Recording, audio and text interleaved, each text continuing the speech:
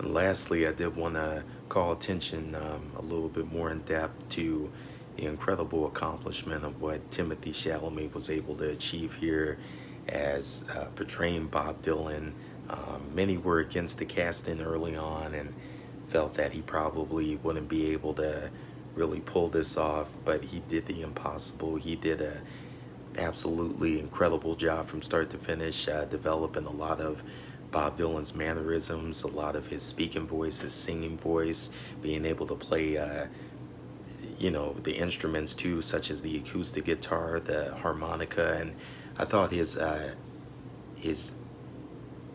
sort of weird acting ticks, his mannerisms, while channeling Dylan too, interestingly sort of channeled James Dean a lot too at times. And if many of you who have followed my channel know that I'm a huge supporter of a lot of actors of the past, and actors like James Dean and Marlon Brando, Montgomery Clift, they're way up on my list. Sidney Poitier and Paul Newman, Clint Eastwood, all these great actors that really kind of anchored in a new era of acting. And Timothy is definitely, along with Austin Butler and a few others, one of the ambassadors for his generation. And I think it's safe to say of any actor that's under the age of 30, Timothy Chalamet, in my opinion, I would say is the best actor of his generation without question. He's absolutely incredible. What he pulls off with this is amazing and may arguably be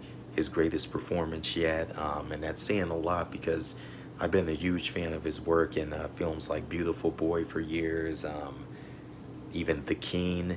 I liked him in other films too, like Little Women, both of the Dune films. Thought he was great in Wonka, but this, what he pulls off with Dylan here is next level. And I really do believe this might be his best performance yet. I know we keep saying this about this guy, but because he keeps topping himself almost in every film, but it very well may be the best work he's done yet. It'll be interesting to see what he keeps putting out, even with Marty Supreme coming out next year. See how brilliant he'll be in that too. Or I should say this year, technically by the end of this year, that'll be out.